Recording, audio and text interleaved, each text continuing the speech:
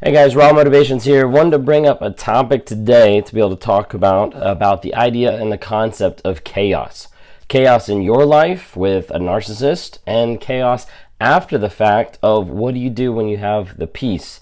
It feels weird. It really does. So you see, when you're with a narcissist, you have times of love bombing and then devaluation. So the highs and the lows, the ups and the downs, the oxytocin and the adrenaline rush of being loved and then being hated and then back and forth. It becomes really confusing. It gets really frustrating and it can be really hard. As a result, people start developing trauma bonds. People start developing feelings and relations for people that, in one sense, they shouldn't have relations for or feelings for, but the fact is they've been duped. They've been gaslit. They've been lied to. They've been strung along for a period of time to the place that they don't even know what to think anymore. Sometimes they feel stupid. Sometimes they feel crazy. Sometimes they feel like everything is just falling apart. But in the middle of all that, there's a giant piece of just chaos. That's what it is. That's what it feels like. For the narcissist, on the narcissist side, chaos is their control. Chaos is what they're able to control because they're creating the chaos. They're the ones behind it. They're the ones manipulating, gaslighting, abusing by what they say, by what they do, by how they communicate so that they can control the other person. As a result, the chaos that they create is just that. They create it. So they feel like they're in control of it. When you're with a narcissist, that chaos can be super frustrating, super crazy, super weird. Like you don't know what's going on because there's always the highs and lows, the ups and the downs. Like you think you have to perform to a certain level to make ends meet for the narcissist, to do what they want, to give them what they want, and then all of a sudden the game changes and they no longer want that. They like being in that control. That chaos over a period of time can start to become really addictive for the people who suffer from narcissistic abuse. And as a result, when they get to the place where they're cutting the narcissist out of their lives, when they're going no contact, when they're working on their growth and their change, what happens is they start feeling like they want to go back. That normally is the trauma bond. That's the idea. I'm not talking about that today. But that's the idea of the trauma bond. So when they start pulling away, they have that pull. They have that pull back to chaos, back to toxicness. And they're not sure like what's going on. They get to the place where all of a sudden they start to experience actual peace. Now, what I mean about peace is not that they don't miss the narcissist, not that they're not struggling with the abuse and with everything that's happened in the past, but they get to the place that they have peace as far as like they're not being kept up all hours of the night. They're not having someone yell and rage at them. They're not having to walk on eggshells. They're not having to be aware of every single thing that they do if it's going to piss the other person off. When that happens, that peace can feel really confusing. Now you might be on here thinking like, why? Like that doesn't make any sense. Like if they feel peace, like great. Like they finally feel peace. Like they're out. They're gone. Like they don't have to worry about it anymore. Yes, that's true. But that peace after all the highs and lows and all the chaos can really feel very disconcerting.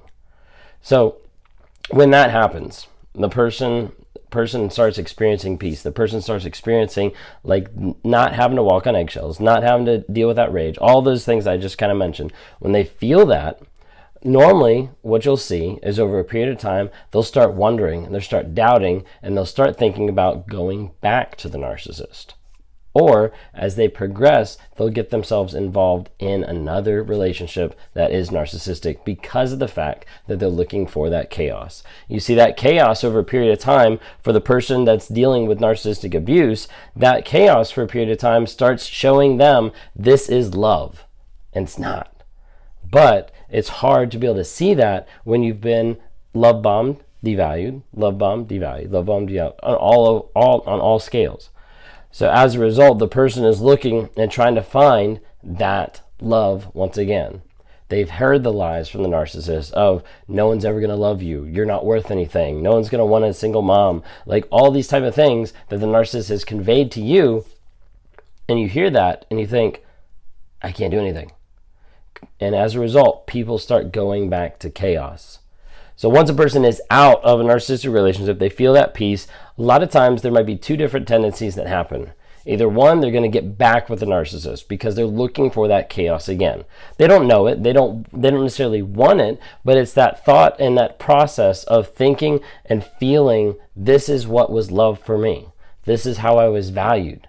That's why you'll see people with like Stockholm syndrome, with trauma abuse, that people that they'll go back to their abusers, they'll defend their abusers because of the fact that they start viewing that as being the only way to be able to get that love and validation, the only way to be able to get that high, that adrenaline rush, that oxytocin that gives them that feeling.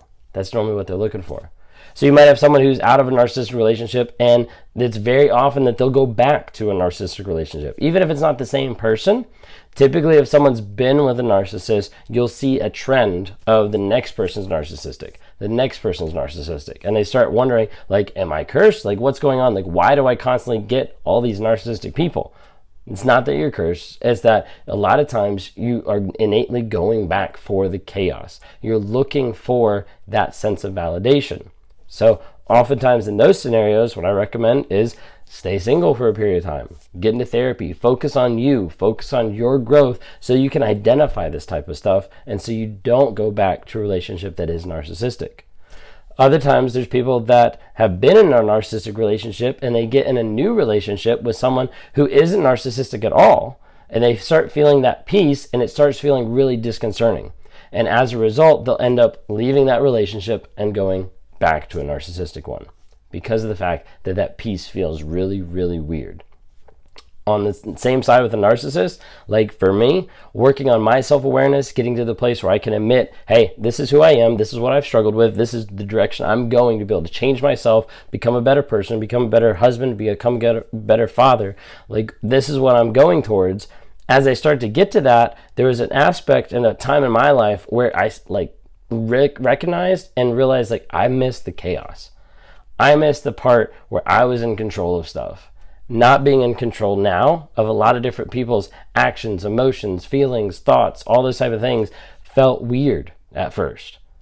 Feels normal for everybody else, I know, but it felt weird at first. And getting into that place where I felt more like peace, more of less chaos in one sense, was a very weird place to be. So as a result, what I have to focus on every single day is I have to focus on gratitude.